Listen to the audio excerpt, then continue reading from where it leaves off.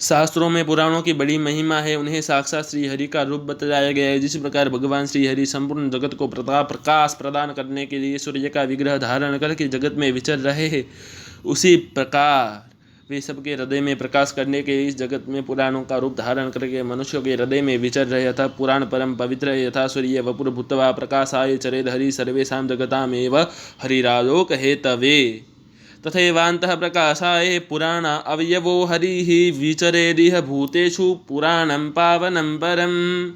जिस प्रकार त्रिवर्णिकों के लिए वेदों का स्वाध्याय नित्य करने की विधि है, उसी प्रकार पुराणों का भी श्रवण सबको नित्य करना चाहिए। पुराणाम शृणुया नित्यम।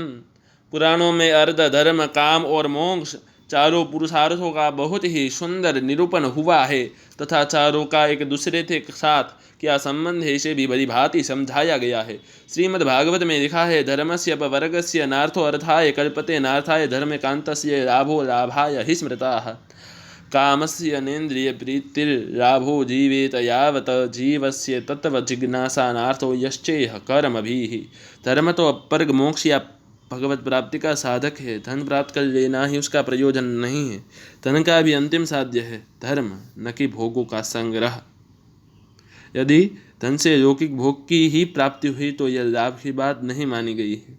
भोग संग्रह का भी प्रयोजन सदा इंद्रिय को तृप्त करते रहना ही नहीं है, अपितु जितने से जीवन निर्वाह हो सके उतना ही आवश्यक है। जीव के जीवन का भी मुख्य प्रयोजन भगवत तत्व जानने की सच्ची अभिलाषा ही है, न कि यज्ञ आदि कर्मों द्वारा प्राप्त होने वाले स्वर्ग आदि सुखों की प्राप्ति। यह तत्व जिज्ञासा पुराणों के श्रवण से भली भांति जगाई जा सकती। इतना ही नहीं, सारे साधनों का फल है भगवान की प्रसन्नता प्राप्त करना। यह भगवत प्राप्ति भी पुराणों के श्रवण से सहज में ही प्राप्त की जा सकती है। पद्म पुराण में लिखा है, तस्माद् यदि हरे प्रीतेरुत्पाद्यते धीयते मति श्रोतव्य मनीषं पुंभिः पुराणं कृष्ण रूपिण। इसलिए यदि भगवान को प्रसन्न करने में अपनी बुद्धि को लगाना हो तो सभी मनुष्यों को निरंतर श्री कृष्ण रूपधारी भगवान के स्वरूप भूत पुराणों का श्रवण करना चाहिए। इसलिए पुराणों को हमारे यहाँ इतना आदर हो रहा है।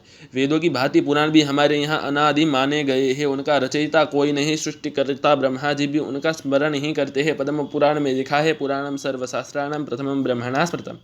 इनका विस्तार 100 करोड़ यानी कि 1 अरब श्लोकों का माना गया है। शतकोटि प्रविस्तरम। उसी प्रसंग में भी कहा गया है कि समय के परिवर्तन से जब मनुष्यों की आयु कम हो जाती है और इतने बड़े पुराणों का श्रवण और पठन एक जीवन में उनके लिए असंभव हो जाता है, तब पुराणों का संक्षेप करने के लिए स्वयं सर्वव्यापी हिरण्यगर्भ भगवान ही प्रत्येक द्वापर युग में व्यास रूप में अवतीर्ण होते हैं और उन्हें 18 भागों में बांटकर 4-4 लाखों में सीमित कर देते हैं।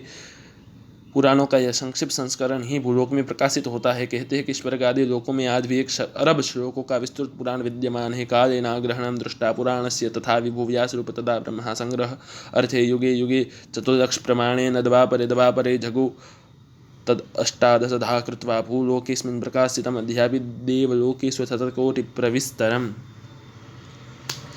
इस प्रकार भगवान वेद व्यास भी पुराणों के रचयिता नहीं अपितु संक्षेपक अथवा संग्राहक ही सिद्ध होते हैं। इसलिए पुराणों को पंचम वेद कहा गया। इतिहास पुराण पंचम वेदानां वेदम्मा। उपर्युक्त उपनिषद वाक्य के अनुसार यद्यपि इतिहास पुराण दोनों को ही पंचम वेद की गौरवपूर्ण उपाधि दी गई है, फिर भी वाल्मीकि रामायण और महाभारत जिनकी इतिहास संज्ञा है, क्रमशः महर्षि वाल्मीकि तथा वेद व्यास द्वारा प्रणीत होने के कारण पुराणों की अपेक्षा अर्वाचीन ही है। इस प्रकार पुराणों की पुराणता सर्व अपेक्षतया प्राचीनता सूतराम सिद्ध हो जाती है। इसलिए हमारे यहाँ वेदों के बाद पुराणों को ही सबसे अधिक सम्मान है, बल्कि कहीं कहीं तो उन्हें वेदों से भी अधिक गौरव दिया गया है। पद्म पुराण में ही लिखा है, यो विद्या चतुरो वेदांसांगोपनिषदोद्विजाः पुराणं प्रविजानाति यः तस्माद् विचक्षणाः। जो ब्राह्मण अंग एवं उपनिषदों सहित चारों वेदों का ज्ञान रखता है, उससे भी बड़ा विद्वान वह है जो पुराणों का विशेष ज्ञाता हो। यहाँ श्रद्धालुओं के मन में स्वाभाविक ही यह शंका हो सकती है कि उपर्युक्त श्लोकों में वेदों की अपेक्षा भी पुराण के ज्ञान को श्रेष्ठ क्यों बतलाया है। इस शंका का समाधान 2 प्रकार से किया जा सकता है। पहली बात तो यह है कि उपर्युक्त श्लोक के विद्यात और विजानात इन 2 क्रियापदों पर विचार करने से यह शंका निर्मूल हो जाती है। बात यह है कि ऊपर के वचन में वेदों के सामान्य ज्ञान की अपेक्षा पुराणों के विशिष्ट ज्ञान का वैशिष्ट्य बताया गया है, न कि वेदों के सामान्य ज्ञान की अपेक्षा पुराणों के सामान्य ज्ञान का अथवा वेदों के विशिष्ट ज्ञान की अपेक्षा पुराणों के विशिष्ट ज्ञान का। पुराणों में जो कुछ है वह वेदों का है तो विस्तार यानी कि विशदीकरण है।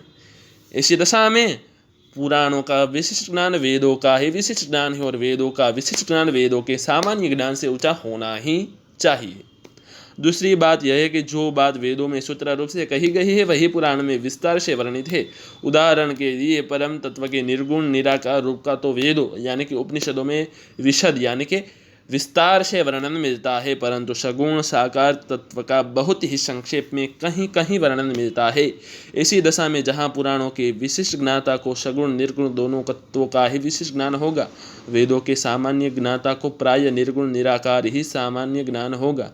इस प्रकार उपर्युक्त श्लोकों की संगति भली भांति बैठ जाती और पुराणों की जो महिमा शास्त्रों में वर्णित वह अच्छी तरह समझ में आ जाती है।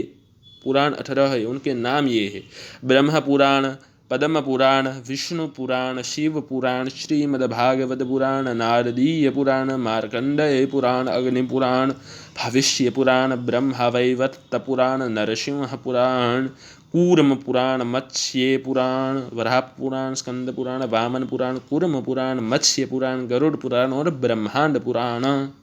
कहते हैं कि जो प्रतिदिन इन 18 पुराणों का नाम लेता तथा प्रतिदिन तीनों समय इस नामावली का जप करता है उसे अश्वमेध यज्ञ का फल मिलता है। पुराण भगवान की वांगमयी मूर्ति है।